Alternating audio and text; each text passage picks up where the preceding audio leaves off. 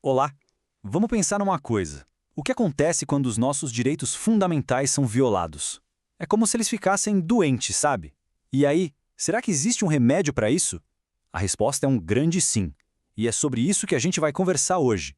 O kit de primeiros socorros que a própria Constituição nos oferece para manter a saúde da nossa cidadania em dia. E o ponto de partida da nossa conversa é essa definição aqui, que é super poderosa.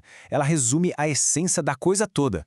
São meios, ou seja, ferramentas, para garantir direitos e corrigir o que está errado, seja uma ilegalidade ou um abuso de poder. É essa ideia que vai guiar a gente. A palavra remédio aqui cai como uma luva, né? Pensa nisso como uma receita médica. Só que em vez de ser para uma doença do corpo, é uma receita para a justiça. São instrumentos criados para curar as feridas que os abusos de poder causam e para proteger a saúde dos nossos direitos. E aqui está o pulo do gato. Essas não são ferramentas só para advogados ou especialistas, não. Elas foram pensadas para serem acessíveis, para dar poder a qualquer pessoa. A ideia é transformar a lei, que às vezes parece tão distante, num verdadeiro mecanismo de defesa pessoal e também coletivo. Beleza, agora que a gente já pegou a ideia geral, vamos mergulhar um pouco mais fundo. Usando nossa fonte como base, vamos definir direitinho o que são esses remédios e por que eles são uma peça tão fundamental na nossa estrutura de direitos. O legal é que a gente pode quebrar essa definição para entender melhor. Primeiro, é uma ferramenta jurídica, ou seja, algo prático que se pode usar. Segundo, está na Constituição, o que dá a ela a maior força possível. E terceiro, o objetivo é muito claro: defender direitos contra ações ilegais. Simples, direto e muito poderoso. Para deixar isso ainda mais nítido, vamos voltar para a nossa analogia. Imagina que a Constituição é o corpo saudável da nossa sociedade. Bom, os remédios constitucionais são o nosso kit de primeiros socorros. Cada item ali dentro tem uma função específica para lidar com um tipo de emergência, garantindo que o estrago seja contido e a saúde seja restaurada. E tem um detalhe super interessante que a gente percebe ao olhar a estrutura da nossa fonte. O sumário dela mostra que nem todos os remédios são iguais. Na verdade, eles se dividem em duas grandes categorias, oferecendo caminhos diferentes para a gente buscar a justiça. E aqui estão esses dois caminhos. De um lado, os remédios administrativos, que são resolvidos, digamos, dentro de casa, na própria estrutura do governo.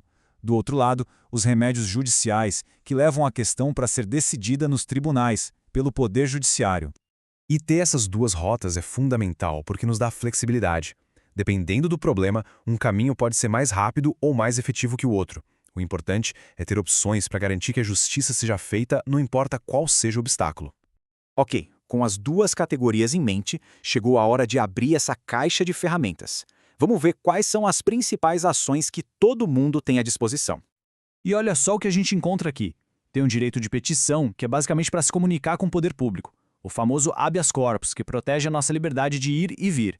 Tem o mandado de segurança, para quando um direito líquido e certo é violado. O mandado de injunção, que serve para quando falta uma lei para garantir um direito constitucional. O habeas data, para a gente ter acesso ou corrigir informações nossas em bancos de dados do governo. E, por fim, a ação popular, para anular atos que prejudicam o patrimônio público, cada um com uma missão bem específica. Isso é que é legal. Mostra que não é uma lista de coisas jogadas de qualquer jeito. É um sistema bem pensado, um kit preciso. Como a gente viu, cada um desses 6 remédios foi criado para um tipo de problema. Desde a violação da nossa liberdade até o uso errado dos nossos dados, tem uma ferramenta certa para cada situação. Bom, a gente já viu o que são e quais são os remédios. Mas a grande pergunta que fica é, no fim das contas, por que isso tudo realmente importa no nosso dia a dia? Vamos tentar conectar esses conceitos com o mundo real. Exato. Essa é a pergunta de $1 milhão. Deixando a teoria de lado, qual é o poder concreto, o impacto real que esses instrumentos têm na vida de uma pessoa, de uma comunidade? E a resposta é essa aqui, simples e direta. Sem os remédios constitucionais, os direitos que estão escritos na Constituição seriam só palavras bonitas num papel, sabe? Seriam promessas vazias. São essas ferramentas que dão dentes à Constituição, que permitem que qualquer pessoa possa exigir que seus direitos sejam cumpridos na prática. E, às vezes, é preciso só uma única pessoa informada que conhece seus direitos e sabe qual ferramenta usar para defender esses direitos. Uma só ação pode começar uma onda de mudança, pode corrigir uma injustiça que, na verdade, afeta muita gente. Então, o ponto central de tudo isso é: conhecimento é poder.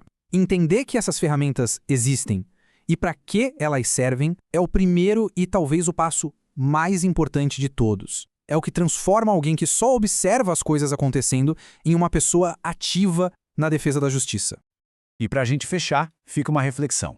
Se fosse preciso usar uma dessas ferramentas hoje, qual direito seria a prioridade para defender? A resposta para essa pergunta diz muito sobre o que a gente mais valoriza como sociedade. Muito obrigado pela companhia